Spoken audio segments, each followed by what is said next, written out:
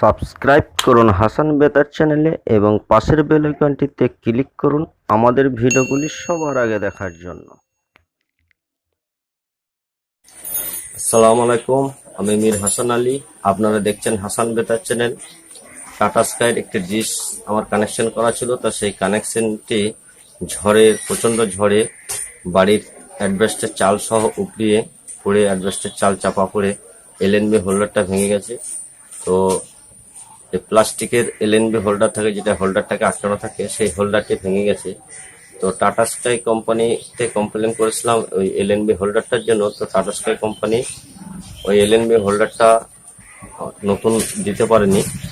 ওখান থেকে বলা হচ্ছে যে পুরো ডিশটা নতুন নিতে হয়। তো পুরো ডিশটা নিতে গেলে 450 টাকা ডিশটার দাম, তার সঙ্গে মিস্ত্রি চার্জ 150 টাকা, কাস্টমারের 600-650 টাকা একটা খরচ হয়ে যাচ্ছে, যেটা কাস্টমার খরচ করতে পারছে না।